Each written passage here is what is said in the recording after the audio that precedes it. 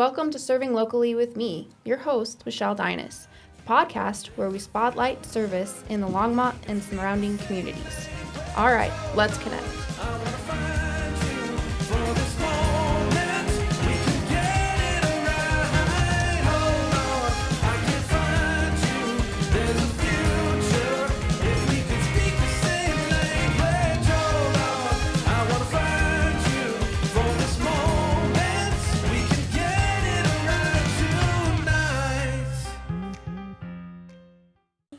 Hi, welcome to this week's episode of Serving Locally. I am here with Alicia Burns from the Twin Peaks Classical Academy, and I just want to say thank you for coming, making time and coming out and sharing with us what about your guys' academy. And so we'll just start off with who are you and what is the Twin Peaks Classical Academy, and just a quick little overview. Sure. Well, I really like the school, so if I go way too long, you'll have to stop me. Perfect. Okay. So Twin Peaks Classical Academy is a tuition-free charter school here in Longmont. We're just down off of Sunset Street, so not far from where we are now. We are pre-K through 12, so we have 3-year-olds through 19-year-olds in the building. And we do things a little bit differently than the school district. And so it's fun to get out here and get the chance to share what we do. We think everybody deserves to know their choices for educating their children. And part of that is making sure they know what the choices are. That's good to know, because I know public school and I know really expensive private school. Yep. And that's why we homeschool. Education is key. Yep. To the future of our kids and just in general. So education to us is a huge part. That's why my husband works really hard, so I can stay home and try to give our kids the best education that they can get that we think. But that's not for everyone. I totally understand that. And so having options is wonderful. So can you give us a little bit of a background about, it's not really an organization. No, we're a school. So give us a little bit of background about your school. Sure. So we started in 1997. We're the oldest running charter school in St. Vrain Valley. We used to be in the building on Main Street off of, Main and 8th-ish? The old school building. My husband calls it Hogwarts. Yes, it does look a little bit like Hogwarts. Yes, that's true. Yeah. But we moved into our new facility in 2010. And have since expanded to open a high school and have really grown. It's been fun to watch that. It's been fun to watch our development over the last few years. I've been at Twin Peaks for 14 years. Wow. Started as an English teacher, 7th grade English. And we have really grown into being, I think, what this community has asked us to be.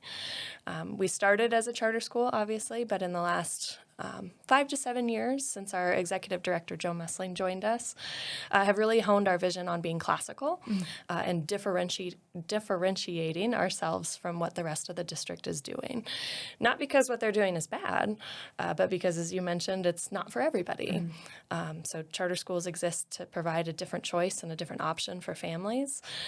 So we wanted to be something different. We wanted to be something stand-out-ish in the community. Awesome. Can you just tell me, as somebody that is wondering, what does classical mean? Yeah, that's a great question. Classical education is interesting in that the more you learn about it, the more questions you have. So it's not an easily definable answer. Perfect. Yep. So I could talk for hours about classical education. I think the biggest part that people coming in with very little knowledge about classical education, the biggest things that are impactful to those families are, one, we believe our most important job is raising and helping to raise great humans. So we do that through our content and through our focus on literacy and numeracy. However, our main goal is to create better humans. We talk a lot about virtue, and we talk a lot about character, and we talk a lot about morality and being human and what connects us to humans from back when we were reading the classics. And why we still read the classics is that shared humanity we have with every generation. One of my favorite parts is we teach a classical curriculum. So my daughters are in 1st and 3rd grade, and I always like this example of my 3rd grader was in 2nd grade last year, and she was learning about Paul Bunyan. And she was fascinated with Paul Bunyan and the blue ox and the whole storyline. So she called my dad or grandpa and was telling him what she had learned about Paul Bunyan. And my dad goes, "Oh, and Babe the Blue Ox." And her eyes were like, whoa. We can talk about this, you know. That's great. And what she is learning is what I learned, and it's what her grandparents learned. And we have that commonality and that common language to mingle the generations. And what a cool opportunity that I think a lot of kids are missing these days. Absolutely. I completely agree with that. Yeah. Just to be able to talk to anybody. Yes. It's a huge thing. So what is your focus at Twin Peaks Classical Academy? So as I mentioned, the classical education, another big part of classical education is we believe that we are a tool for parents in educating their child. So I like that a lot. Yeah. So we're not there to replace parents. We're not there to step on your toes and teach kids things that you don't want them to know.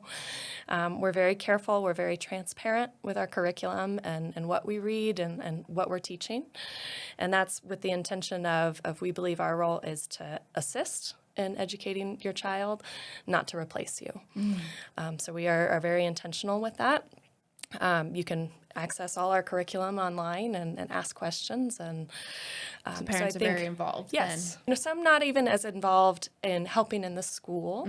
As kids get older, you know, there's very few parents that can come and teach calculus. But involvement means different things to different families. Yes. So being able to see what every teacher's agenda was for the day, what they taught, what the homework was, what the objective was, that's a role and an involvement that a lot of parents don't have the chance to have.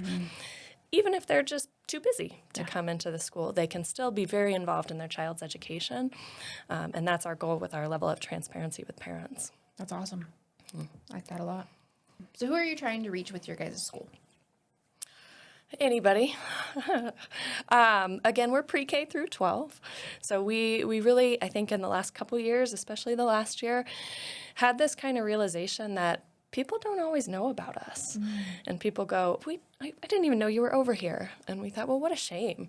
You know, a classical education isn't for everybody. Charter schools aren't for everybody, and that's okay. But everybody deserves to know that we're there. And everybody deserves to know that there's a different choice, that there's a different options for families. Tuition free. We're free, just like any other public school. Wow. But we offer something very different. And so I think our biggest focus is making sure the community, and we have families that come from all over. We have families from Berthoud and Meade and Weld County and Wow. Boulder County. So we have families from everywhere. But just making sure that people know we're here and we're a great option. And we'd love for everyone to come check us out. That's fantastic. What makes the work of Twin Peaks Classical Academy different than other similar schools? Yeah. Well, one thing I haven't talked a lot about yet is St. Vrain has been really intentional with putting technology in kids' hands. A classical education does not. And we are pretty low tech. Not that we don't have technology and not that we don't teach kids how to use it. But our philosophy is that it is not and should not ever be a replacement for a great teacher teaching great content to kids. So we do have technology. We probably have enough devices to be one-to-one, but philosophically, we'd rather our kids be reading real books and be writing with paper and pencil. You can't see off screen, but my son's nodding his head. He likes the real books. There's something. It was funny. I was talking to one of my friends, and she was saying, because she homeschools too, and she's like, you know, we have the Kindles and stuff. She's like, but there's something about flipping the page and feeling the weight shift from not knowing on this side to knowing on this side. I like that. That every page you feel the weight of you knowing something more. And I loved that. I just was like, oh man, that's great. So we talk a lot about human interaction too. And through COVID and just crazy screen time that kids have these days, a lot of that is going away. Kids have lost the ability to make eye contact and shake hands and greet people. And to talk. So we talk a lot. I would say most of our classrooms are conversation driven. So we learn through talking. We learn through interacting with other Actual humans. words, not just shorthand. Yep. Yeah, how to actually use vocabulary. We teach kids to annotate, so they write in their books. The books we give them, so they own that book. That's great. And they write and they underline and they ask questions. So while they're feeling the weight of that knowledge, they're also writing and interacting with that book. And they can look back and see. Yep. Oh, yeah. I like that a lot. We recently had one of my students, she's in 8th grade this year, and she had her backpack was in the back seat with her water bottle, and her water bottle leaked onto her novel, her Romeo and Juliet, and she lost all her annotations. And she was crushed that all those annotations, she'd worked so hard, and all the notes and thoughts. I feel that. And, I was in IB in high school, and we had to annotate our books because we had to. Like it was so funny up until that program. Do not write in the books. They don't belong to you. Yeah, exactly, and just not okay. And so I can feel that to lose that. Oh man, she was devastated. I don't. She's gonna hear this and she's gonna be like, I'm still not over it. She was very crushed. It'll be okay. I promise. You can do it again. Yes, you can do it again and better because you'll be thinking about it again. Exactly. Yeah. So I think that's one of the biggest things parents come to us to is St. Vrain has made the decision to give an iPad to every student. So students come in kindergarten and are given an iPad that I think is we'll see what all that screen time is doing to kids. Right. But the iPad was intended, it was created to be a distraction device, right? Yeah. It's a game. So then expecting kids to learn how to read and write and become better humans on an iPad. I don't know that I buy that. That's why we're classical. Yep. I like it. So I think of what you're saying is your greatest need is just exposure. Yeah. What other needs do you guys have? Yeah. Well, we're a public school, so anything is always helpful. I think knowing that we're an option. And exposure and letting Longmont know that we're a choice is probably our greatest need. We do supply all of our school supplies to students as well as part of their enrollment process and things like that. So we do always welcome donations and anything like that. We do have a gala planned here in Longmont on March 9th. So our website will start ticket sales hopefully on Friday, maybe next week. But our gala will be at the Dickens this year, so we're pretty excited about that. So that would be something I think the community, whether you have kids or not, that might be a fun evening to come join us and learn about us and support the work we're doing with kids. That's fantastic. So do you have any events coming up? Obviously on March 9th, or volunteer opportunities that if anybody feels like this is something they like to do. Yeah, give me a call. If you have any special talents or anything that you feel like would be great to share with kids, let us know. We have career days for our high school are coming up, and they're kind of throughout the year. So we bring in people from the community. We bring in all sorts of a lot of them are parents, but not all of them. So coming to share about different career opportunities. We have a bunch of high schoolers that are very talented individuals in lots of different areas, and they're also great kids. They're fun to be around. So anybody maybe that has internships or anything like that, maybe opportunities for our high school kids, would also be welcome. That's great. And when do you guys hold that? The gala or the career day? Well, they're kind of throughout the year, so we do several of them. Okay, cool. So yeah, just keep an eye out. Yep, keep an eye out, or contact us. Give us a call, and we can always add more too. That's the next question. How can people contact and find out more about Twin Peaks? So go to our website, twinpeaksclassical.org. We have all sorts of different information on there. There's several videos about what we do and how we're different. So learning a little bit more about that. Also, all of our social medias are great ways to see what's happening at the school. Facebook and Instagram and checking us out and seeing all the great things our kids do. Yeah, and they'll be under my QR code, so you can find it there also. Great, thank you for that. Yeah. This sounds really good. Is there anything else that you'd like to add that maybe we've missed or you just feel passionate about talking about for a minute? Because We got some time. We got some time, yeah. Moving really fast. You know what you're talking about. Yeah, I love Get this place. prepared. I'll talk about Twin Peaks all day. Yeah. I just think we're very unique. You know, my girls have been there. My girls are in, again, 1st and 3rd grade. They've been there since preschool. And watching them grow and develop and in the elementary school has been amazing.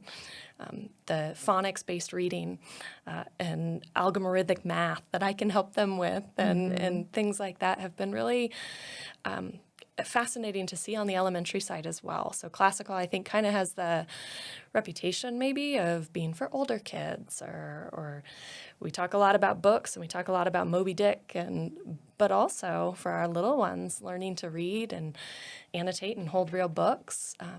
It's hugely impactful for those developing brains too as they're little. Yeah. I don't know what else.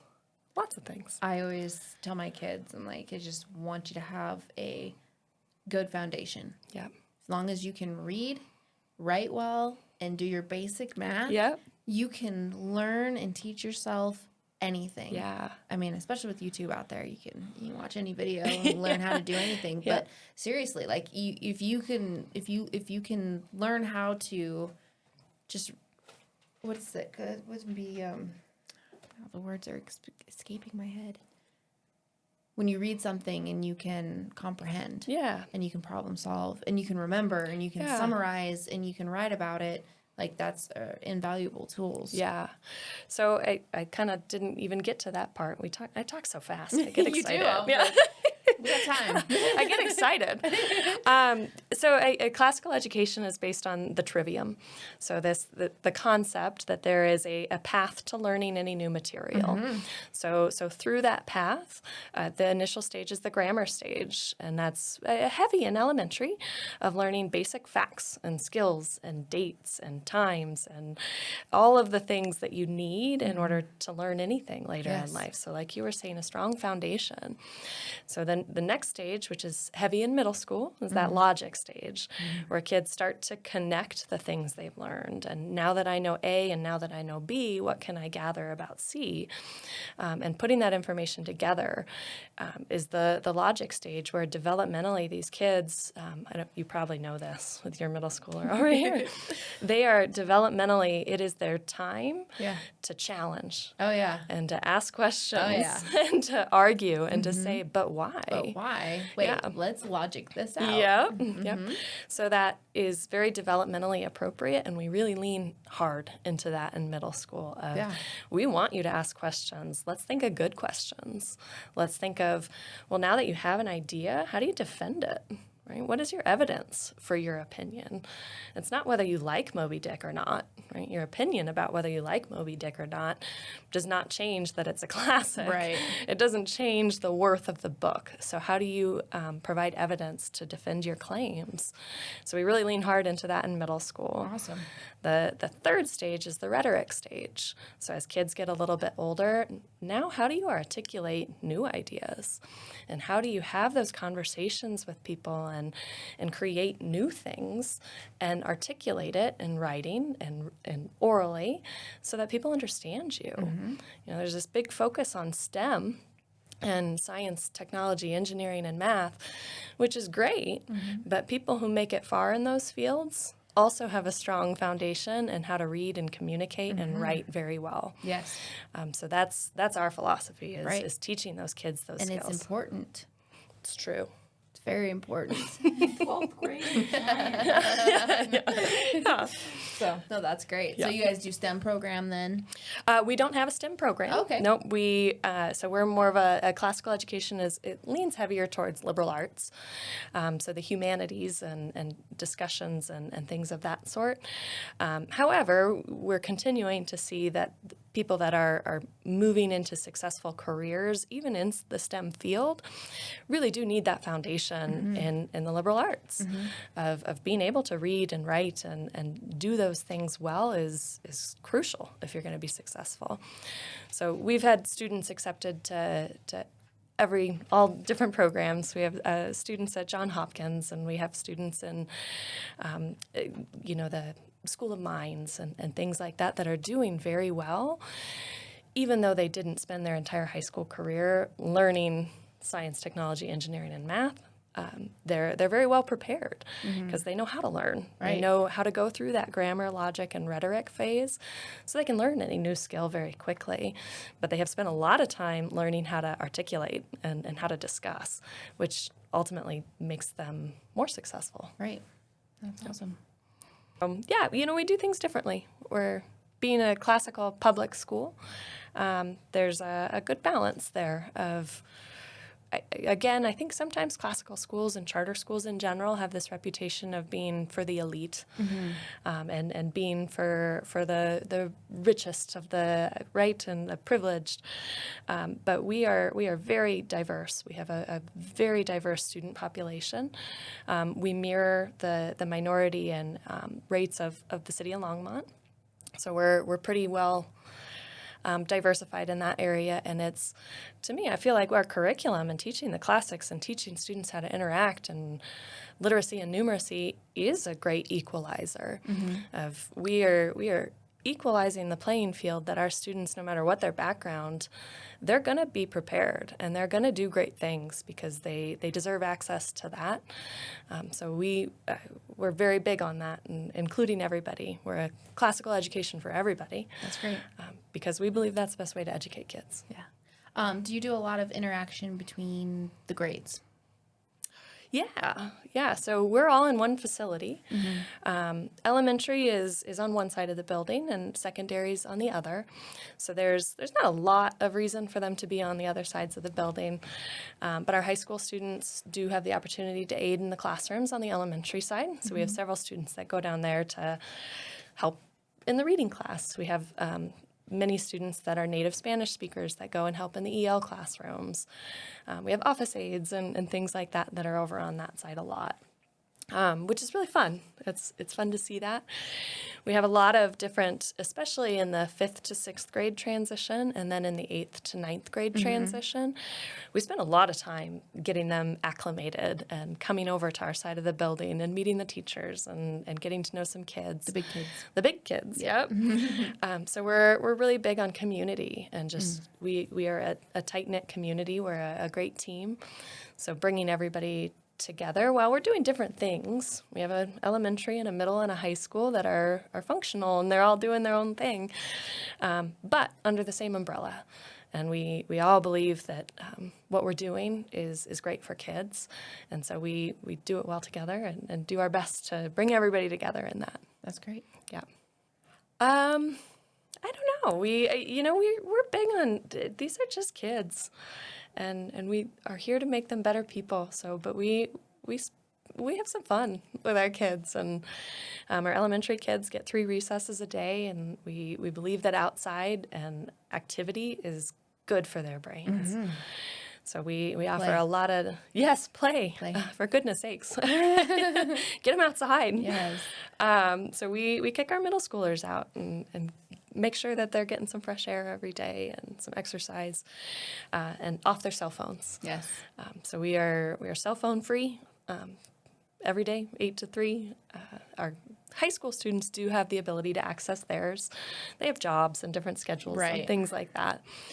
So kind of releasing some more freedoms to our older kids. You're integrating the real world. Yes. Let's yeah. Yep. But we understand that kids are on their device the second they leave us, especially in middle school. So for me, it's so fundamental to give them that time to be a kid. And I will sometimes get some pushback, especially from 8th graders, and especially in the spring, of, can I just have my phone at recess? Right? Can I just have my phone at lunch?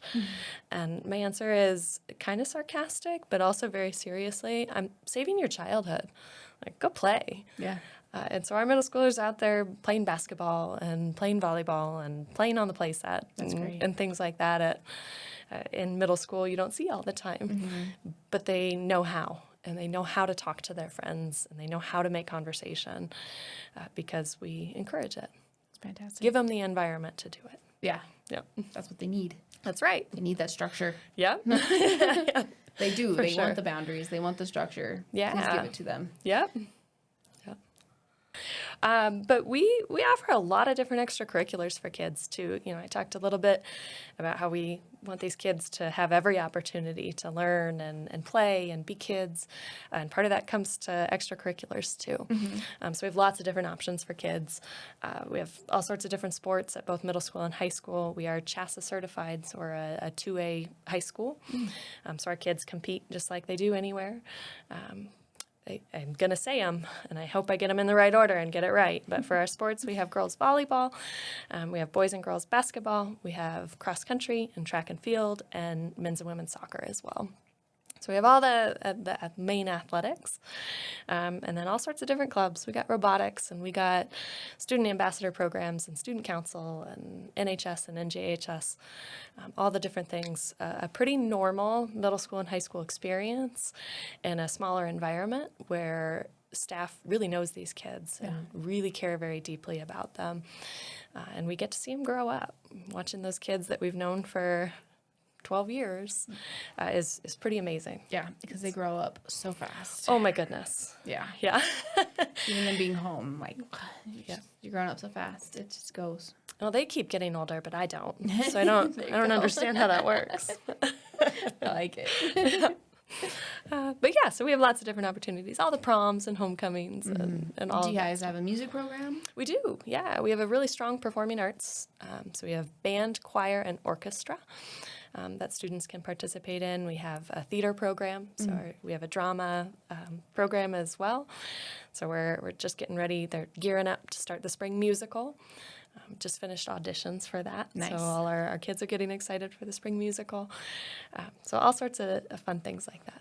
It's a great art program. Everything that you would think of as in a school is just a little different. Yeah, just a little different. That's awesome. Yeah, with a different goal. Yeah. Right. So our goal is to make sure students are prepared. Oh, yeah. Thanks for being on the show today. Thanks for having me. And, check them out. And, there's other ways for schooling for kids. It's not always the same. That's right. All right. Thanks. Yeah. Thank you. Yeah. Thank you to my guests, my listeners, and my supporters. Serving together, we can strengthen our community. Please like and subscribe. Do all those other things. You know you got to do them. Because that's the easiest way that you can serve right now. All right. Now go. Connect with others and be a blessing.